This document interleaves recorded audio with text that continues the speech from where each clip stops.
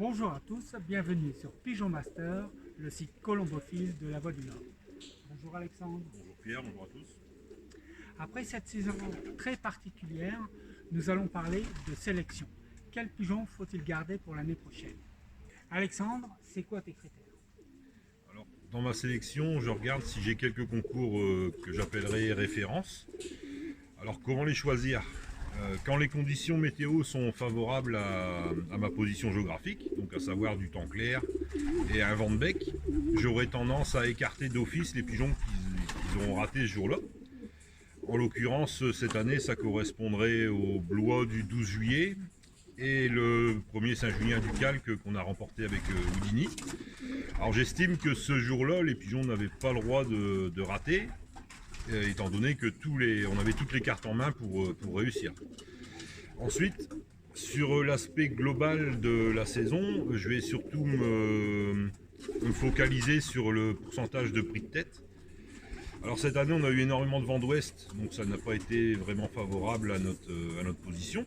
Néanmoins, j'estime que si le meilleur pigeon a remporté 10 prix sur la saison, doit faire en sorte d'écarter tous ceux qui n'en ont pas remporté 8, par exemple. Donc en fait, c'est ce que j'appelle la règle des 20%.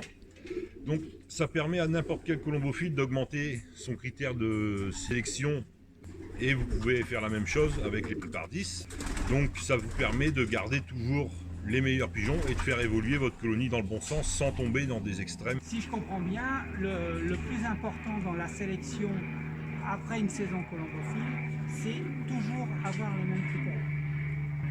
Plus ou moins, on les fait évoluer d'année en année, mais on sera beaucoup plus sévère une saison où on a des conditions climatiques favorables et des conditions de vent favorables, plutôt qu'une année où on est complètement à l'envers de la distribution des prix.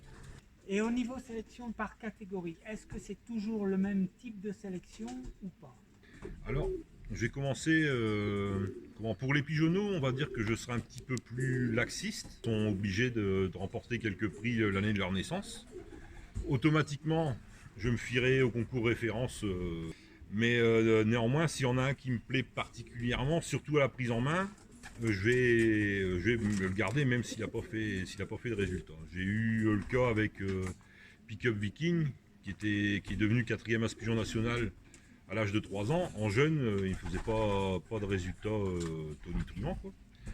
Et j'étais tellement persuadé que c'était un bon, je l'ai gardé. Et c'est devenu aussi un bon producteur en devenant le père d'Olympique Réal Leloup. Donc il faut se fier toujours à son instinct.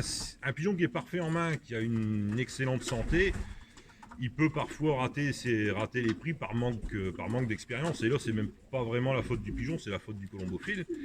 Mais il faut pas être trop dur. Surtout, encore une fois, je le disais tout à l'heure, on n'a pas d'excuses quand les conditions météo sont avec nous, mais quand elles sont contre nous, il faut parfois faire un petit peu prendre un petit peu de recul sur le résultat, sur la prestation brute. Les 1 an, tu as cette indulgence? Non. Pour les 1 an, non. Parce que logiquement, ils ont la motivation en plus par rapport à mes pigeonneaux qui ne sont pas surmotivés.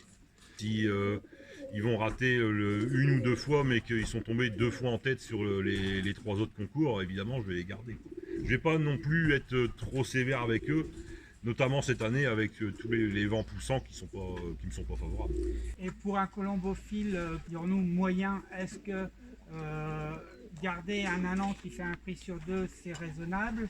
Il vaut mieux l'écarter. Un prix sur 2, c'est plus que raisonnable. Ça fait déjà, c'est déjà pas mal sur l'ensemble d'une saison. S'il a volé 6 concours et qu'il s'est classé 3 fois, on peut dire que c'est quand même déjà un bon pigeon. D'accord. Et les vieux, c'est beaucoup plus sévère. À partir de l'âge de 2 ans, la sélection est plus stricte. Ouais. Donc pour les vieux, on va être un peu plus sévère dans le sens où on connaît leurs capacités, on sait ce qui leur est favorable, ce qui leur est défavorable. Ici, les carrières de mes pigeons sont relativement courtes. Hein. Donc en demi-fond, c'est 3 ans, voire 4 ans, et au-delà de 500, c'est 4 ans, voire 5 ans. Étant donné que c'est toujours les jeunes pigeons qui font les prix de tête. Dans l'ensemble, on va dire qu'au-delà de 2 ans, je n'élimine plus de vieux. J'écarterai environ 50 à 60% des jeunes, À l'âge d'1 an, j'en écarterai encore entre 30 et 50%.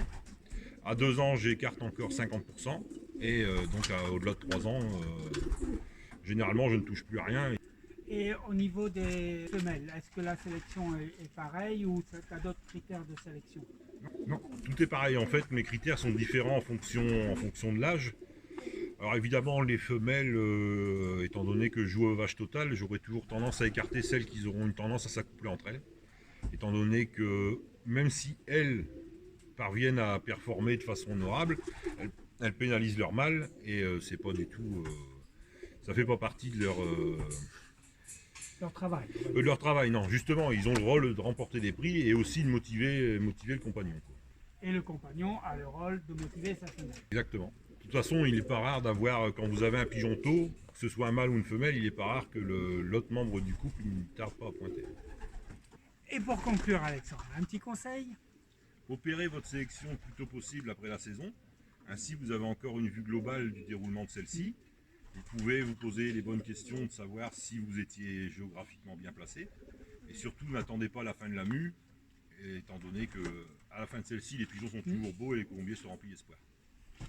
Merci Alexandre, c'est super. Voilà.